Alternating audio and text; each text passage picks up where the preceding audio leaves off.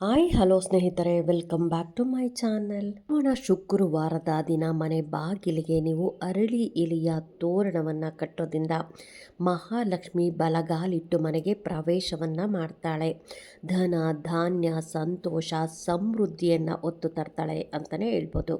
ತೋರಣವನ್ನು ಯಾವ ಸಮಯದಲ್ಲಿ ಕಟ್ಟಬೇಕು, ಎಷ್ಟು ಎಲೆಗಳನ್ನು ಕಟ್ಟಬೇಕು, ಹಾಗೆಯೇ ಎಲೆ ಕಟ್ಟುವಾಗ ನಾವು ಯಾವ ಮಂತ್ರವನ್ನು ಹೇಳ್ಬೇಕು ಅಂತ ಕೂಡ ತಿಳಿಸ್ಕೊಡ್ತಾ ಇದ್ದೀನಿ. ಶುಕ್ರವಾರ ಬೆಳಗ್ಗೆನೂ ಕಟ್ಬೋದು, ಹಾಗೆಯೇ ಗೋಧೂಳಿ ಸಮಯದಲ್ಲೂ ಕೂಡ ಕಟ್ಬೋದು. ಬೆಳಗ್ಗೆ ಕಟ್ತೀನಿ ಅನ್ನೋದಾದರೆ ಆದಷ್ಟು ಬ್ರಾಹ್ಮಿ ಮುಹೂರ್ತದಲ್ಲೇ ಕಟ್ಟಬೇಕು. ಅಂದರೆ 5 ಗಂಟೆಯಿಂದ 7 ಗಂಟೆ ಒಳಗಡೆ ನೀವು ಈ ತೋರಣವನ್ನು ಕಟ್ಟಬೇಕಾಗತ್ತೆ. ಇನ್ನು ಗೋಧೂಳಿ ಸಮಯದಲ್ಲಿ ಕಟ್ತೀನಿ ಅನ್ನೋರು ಸಂಜೆ 5:30 ನಂತರ 8 ಗಂಟೆ ಒಳಗಡೆ ಈ ತೋರಣವನ್ನು ಕಟ್ಟಬೇಕಾಗತ್ತೆ. ಚೆನ್ನಾಗಿರುವಂಥ ಎಲೆಗಳನ್ನು ತೊಗೊಂಬರಬೇಕು. ಅಂದರೆ ಎಲ್ಲೂ ಹೋಲಾಗಿರಬಾರ್ದು, ಹಾಗೆಯೇ ಕಟ್ಟಾಗಿರಬಾರ್ದು. ಅಂತಹ ಎಲೆಗಳನ್ನು ತೊಗೊಂಬಂದು ನೀವು ತೊಳೆದು ನೀರಿನಲ್ಲಿ ತೊಳ್ಕೊಂಡು ಶುದ್ಧೀಕರಣ ಮಾಡಿ ನಂತರ ಒಂದು ಬಟ್ಟೆಯಲ್ಲಿ ಒರೆಸಿ ಈ ತೋರಣವನ್ನು ಕಟ್ಟಬೇಕಾಗತ್ತೆ. ಇನ್ನು ತೋರಣ ಕಟ್ಟೋದಕ್ಕೆ ಯಾವ ದಾರ ಬೇಕು ಅನ್ನೋದು ಕಟ್ಟೋದಕ್ಕೆಲ್ಲ ಯೂಸ್ ಮಾಡ್ತಿರಲ್ಲ ವೈಟ್ ದಾರ, ಆ ದಾರವನ್ನು ತೊಗೊಬೇಕಾಗತ್ತೆ. ಇದನ್ನು ಸಪ್ಪೆ ದಾರ ಅಂತ ಕೂಡ ಕರೀತಾರೆ. ಈ ದಾರವನ್ನು ತಗೊಂಡು ನೀವು 3 ಲೇಯರ್ ಅಥವಾ 5 ಲೇಯರ್ ಅಥವಾ 7 ಅಥವಾ 9 ಲೇಯರನ್ನು ತೊಗೊಬೇಕಾಗತ್ತೆ. ಅಂದರೆ 9 ಎಳೆ ದಾರ 5 ಎಳೆ ದಾರ ಅಂತಾರಲ್ಲ, ಆ ರೀತಿಯಾಗಿ ತೊಗೊಬೇಕು. ಏಕೆಂದರೆ ಸ್ವಲ್ಪ ಗಟ್ಟಿಯಾಗಿರಬೇಕಲ್ಲ, ಹಾಗಾಗಿ ಬೆಸ ಸಂಖ್ಯೆಯಲ್ಲಿ ನೀವು ಈ ದಾರವನ್ನು ತೊಗೊಬೇಕು. ಇಲ್ಲ 3, 5, 7, 9 ಇಷ್ಟು ಎಳೆಗಳಲ್ಲಿ ನೀವು ತೊಗೊಂಡು ಅದನ್ನು ಅರಿಶಿಣದ ನೀರಿನಲ್ಲಿ ಮಿಕ್ಸ್ ಮಾಡಿಕೊಂಡು ಇದನ್ನು ಅರಿಶಿಣದ ದಾರವಾಗಿ ಮಾಡ್ಕೊಬೇಕಾಗತ್ತೆ. ನಂತರ ಇಲ್ಲಿ ಪಿಕ್ಚರಲ್ಲಿ ಕಾಣ್ತಾ ಇದೆಯಲ್ಲ, ಅರಳಿ ಎಲೆದ ತೊಟ್ಟು ಕೂಡ ಇರಬೇಕು ಅದರಲ್ಲಿ ನೀವು ಎಲೆಯನ್ನು ತೊಗೊಂಬರ್ಬೇಕಂದ್ರೆ. ಹಾಗಾಗಿ ಆ ತೊಟ್ಟನ್ನು ಒಂದೊಂದು ಕಡೆ 3 ಎಲೆಗಳನ್ನು ಹಾಕಬೇಕು. ಅಂದರೆ ಒಂದೊಂದೇ ಎಲೆ ಕಟ್ಕೊಂಡು ಹೋಗಬಾರ್ದು. ನಾವು ಮಾವಿನ ತೋರಣ ಕಟ್ತಿರಲ್ಲ ಆ ರೀತಿಯಾಗಿ ಕಟ್ಟಬಾರ್ದು. 3 ಎಲೆಗಳನ್ನು ಜೋಡಿಸ್ಕೊಂಡು ಒಂದು ಕಡೆ ಕಟ್ಟಿ ನಂತರ ಸ್ವಲ್ಪ ಗ್ಯಾಪ್ ಬಿಟ್ಟು ನಂತರ ಇನ್ನೂ 3 ಎಲೆಗಳನ್ನು ತಗೊಂಡು ಒಂದು ಕಡೆ ಕಟ್ಟಬೇಕಾಗತ್ತೆ. ಈ ರೀತಿಯಾಗಿ ಮಧ್ಯ ಮಧ್ಯೆ ಗ್ಯಾಪ್ ತಗೊಂಡು ನೀವು ತೋರಣವನ್ನು ಮಾಡಬೇಕು. ಲೈನಾಗೂ ಕಟ್ಟಬಾರ್ದು. ಅಂದರೆ 3 ಎಲೆ ಕಟ್ಟೋದು, ಒಂದಷ್ಟು ಗ್ಯಾಪ್ ಬಿಡೋದು, ಮತ್ತು 3 ಎಲೆ ತಗೊಳ್ಳೋದು, ಮತ್ತೆ ಕಟ್ಟೋದು. ಈ ರೀತಿಯಾಗಿ ನಿಮ್ಮ ತೋರಣ ನಿಮ್ಮ ಬಾಗಿಲು ಅಂದರೆ ಮೇನ್ ಡೋರ್ ಹೊಸ್ತಿಲು ಎಷ್ಟು ಉದ್ದ ಇದೆ ನೋಡಿ, ಅಷ್ಟು ಉದ್ದ ಮೇಲ್ಭಾಗದಲ್ಲಿ ಎಷ್ಟು ಉದ್ದ ಇದೆ ನೋಡಿ, ಅಷ್ಟು ಉದ್ದ ತೊಗೊಬೇಕಾಗತ್ತೆ. ಅಂದರೆ ನೀವು ಬಾಗಿಲಿಗೆ ಕಟ್ಟದಲ್ಲಿ ಪೂರ್ತಿ ತೋರಣ ಆಗಿರಬೇಕು. ಆ ರೀತಿಯಾಗಿ ನೀವು ತೊಗೊಬೇಕಾಗತ್ತೆ. ತೊಗೊಂಡಿದ್ದಾದಮೇಲೆ ಇದನ್ನು ಕಟ್ಟಬೇಕಂದ್ರೂ ನೀವು ಈ ಮಂತ್ರವನ್ನು ಹೇಳ್ಬೇಕಾಗತ್ತೆ. ಓಂ ಶ್ರೀಂ ಮಹಾಲಕ್ಷ್ಮೀ ನಮಃ, ಓಂ ಶ್ರೀಂ ಮಹಾಲಕ್ಷ್ಮೀ ನಮಃ ಅಂತ ಅಮ್ಮನನ್ನು ಬೇಡ್ಕೊತ, ಅಂದರೆ ಮಹಾಲಕ್ಷ್ಮಿ ನಮ್ಮ ಮನೆಗೆ ಪ್ರವೇಶವನ್ನು ಮಾಡಮ್ಮ, ನಮ್ಮ ಸಂಕಷ್ಟಗಳೆಲ್ಲ ಪರಿಹಾರ ಮಾಡಮ್ಮ, ನಮ್ಮ ಆರ್ಥಿಕ ಸ್ಥಿತಿಯನ್ನು ಬದಲಾವಣೆ ಮಾಡಮ್ಮ ಅಂತ ನೀವು ಮಹಾಲಕ್ಷ್ಮಿಯನ್ನು ಬೇಡ್ಕೊತ ನೀವು ಈ ದಾರದಲ್ಲಿ ಅರಳಿ ಎಲೆಯನ್ನು ಕಟ್ಟಬೇಕಾಗತ್ತೆ. ಕಟ್ಟಿದಾದ ಮೇಲೆ ನೀವು ಅದನ್ನು ಹೊಸ್ತಿಲಿಗೆ ಅಂತಂದರೆ ಹೊಸ್ತಿಲಿನ ಮೇಲ್ಭಾಗದಲ್ಲಿ ಕಟ್ಟೋದಕ್ಕೂ ಮೊದಲು ನೀವು ಹೊಸ್ತಿಲನ್ನು ಪೂರ್ತಿಯಾಗಿ ಕ್ಲೀನ್ ಮಾಡ್ಕೋಬೇಕು. ನಿಮ್ಮ ಮನೆಗೆ ಪ್ರವೇಶವನ್ನು ಮಾಡಬೇಕಂದ್ರೆ ಹೊಸ್ತಿಲಿನ ಮುಖಾಂತರ ಮಹಾಲಕ್ಷ್ಮಿ ಪ್ರವೇಶವನ್ನು ಮಾಡೋದು. ಯಾವುದೇ ಒಂದು ಒಳ್ಳೆಯದಾಗಲಿ ಅಥವಾ ಕೆಟ್ಟದ್ದಾಗಲಿ ಎರಡೂ ಕೂಡ ಬರೋದು ಹೊಸ್ತಿಲಿನ ಮುಖಾಂತರ.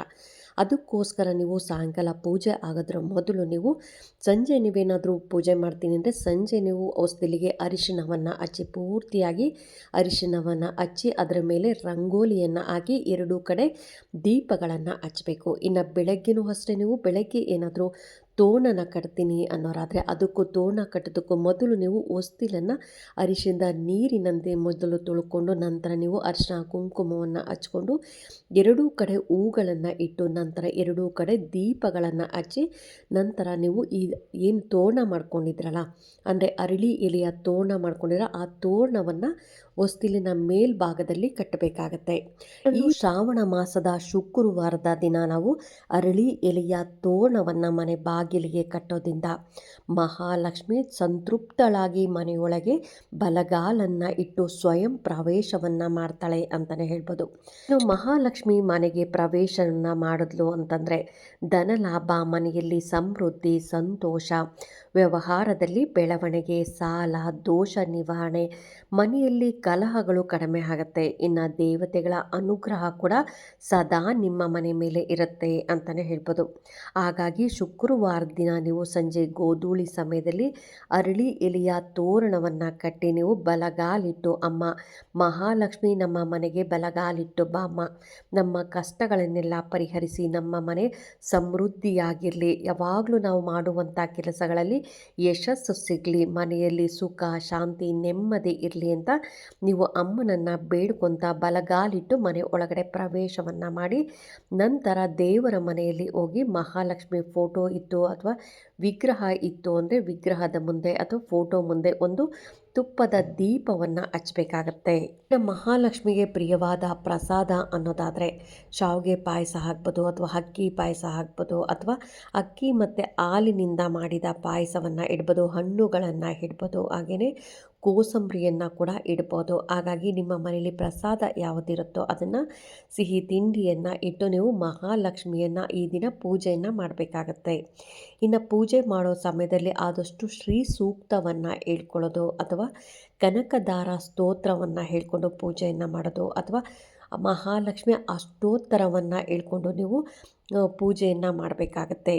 ಮಹಾಲಕ್ಷ್ಮಿಯ ಅಷ್ಟೋತ್ತರವನ್ನು ಹೇಳ್ಕೊಂಡು ನೀವು ಕುಂಕುಮಾರ್ಚನೆ ಮಾಡಿದ್ರೂ ಕೂಡ ತುಂಬಾ ಒಳ್ಳೆಯದು.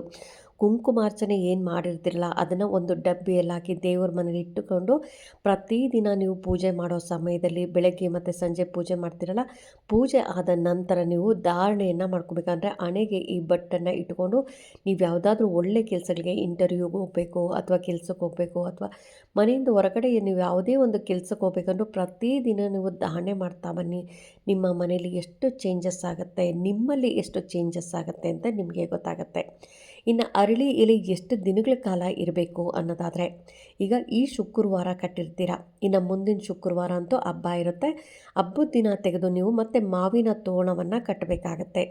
ಅಥವಾ ನೀವು ಮಾವಿನ ತೋರಣ ಕಟ್ಟೋಕ್ಕಾಗಲಿಲ್ಲ ಅನ್ನೋರು ನೀವು ಅರಳಿ ಎಲೆಯ ತೋರಣವನ್ನು ಕಟ್ಬೋದು ಮುಂದಿನ ವಾರ.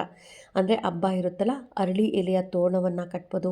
ಅಶೋಕ ಮರ ಅಂತ ಬರುತ್ತಲ್ಲ ಅದು ಕೂಡ ತುಂಬಾ ಒಳ್ಳೆಯದು, ಅಶೋಕ ಟ್ರೀ, ಅದರ ಎಲೆಯ ತೋರಣವನ್ನು ಕಟ್ಬೋದು. ಮಾವಿನ ಎಲೆಯ ತೋರಣವನ್ನು ನೀವು ಕಟ್ಬೋದು. ಈ ವಾರ ಮಾತ್ರ ಅದರಲ್ಲೂ ಶ್ರಾವಣದ ಶುಕ್ರವಾರ ನೀವು ಅರಳಿ ಎಲೆಯ ತೋರಣವನ್ನು ಕಟ್ಟಿ ಹಬ್ಬದ ದಿನ ನೀವು ಈ 3 ಎಲೆಗಳಲ್ಲಿ ಯಾವ ಎಲೆ ಸಿಗುತ್ತೋ ಆ ಎಲೆಯ ತೋರಣವನ್ನು ಕಟ್ಟಬೇಕಾಗತ್ತೆ.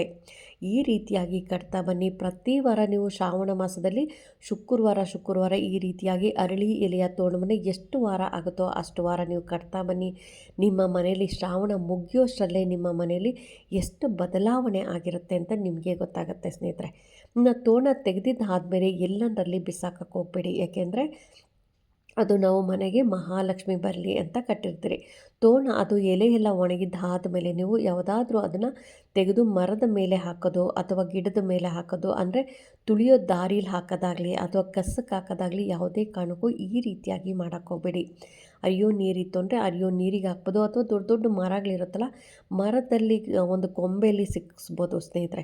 ಈ ರೀತಿಯಾಗಿ ಮಾಡ್ತಾ ಬನ್ನಿ. ಶ್ರಾವಣ ಮುಗಿಯೋದ್ರ ಒಳಗಡೆ ನಿಮ್ಮ ಮನೇಲಿ ಎಷ್ಟು ಚೇಂಜಸ್ ಆಗುತ್ತೆ ಅಂತ ನಿಮಗೆ ಗೊತ್ತಾಗುತ್ತೆ. ಹಾಗಾಗಿ ಈ ಶುಕ್ರವಾರ ಯಾರು ಮಿಸ್ ಮಾಡೋಕ್ಕೆ ಹೋಗ್ಬಿಡಿ, ಮಹಾಲಕ್ಷ್ಮಿನ ಮನೆಗೆ ಬರ್ಮಾಡ್ಕೊಳ್ಳಿ. ಎಲ್ಲ ಸುಖ ಶಾಂತಿ ಸಮೃದ್ಧಿ ಅನ್ನೋದು ಸಿಗ್ತಾ ಹೋಗುತ್ತೆ. ನೀವು ಮಾಡುವ ವ್ಯವಹಾರದಲ್ಲಿ ನಿಮಗೆ ಜಯ ಅನ್ನೋದು ಸಿಗುತ್ತೆ. ಇದನ್ನು ಅಂಗಡಿಗಳಲ್ಲೂ ಕಟ್ಕೊಬೋದು ಸ್ನೇಹಿತರೆ. ಯಾರು ನಿಮಗೆ ಶಾಪ್ ಎಲ್ಲ ಇದೆಯಲ್ಲ, ನೀವು ಶಾಪಿನ ಈಚೆ ಕೂಡ ಕಟ್ಬೋದು. ಈ ರೀತಿಯಾಗಿ ಕಟ್ತಾ ಬನ್ನಿ, ನಿಮ್ಮ ವ್ಯಾಪಾರ ಕೂಡ ಚೆನ್ನಾಗಾಗತ್ತೆ. ಹಾಗಾಗಿ ಈ ವಿಡಿಯೋ ಹೇಗನ್ನಿಸ್ತು ಅಂತ ಕಾಮೆಂಟ್ ಸೆಕ್ಷನ್ಗೆ ಕಾಮೆಂಟ್ ಮಾಡಿ, ಲೈಕ್ ಮಾಡಿ, ಶೇರ್ ಮಾಡಿ. ಇನ್ನೂ ನನ್ನ ಚಾನಲ್ಗೆ ಯಾರೆಲ್ಲ ಸಬ್ಸ್ಕ್ರೈಬ್ ಮಾಡಿದೆ ಹಾಗೆ ನೋಡ್ತಾ ಇದ್ದರೆ ಎಲ್ಲರೂ ಸಬ್ಸ್ಕ್ರೈಬ್ ಮಾಡ್ಕೊಳ್ಳಿ. ಪಕ್ಕದಲ್ಲಿರುವಂಥ ಬೆಲ್ ಐಕನ್ ಪ್ರೆಸ್ ಮಾಡೋದ್ರಿಂದ ನಾನು ಹಾಕೋ ವಿಡಿಯೋಗಳೆಲ್ಲ ಬೇಗ ಬಂದು ತಲುಪುತ್ತೆ. ಈ ವಿಡಿಯೋಗೆ ಒಂದು ಲೈಕ್ ಕೊಟ್ಟು ಶೇರ್ ಮಾಡೋದನ್ನು ಮಾತ್ರ ಮಿಸ್ ಮಾಡಬೇಡಿ. Thank you.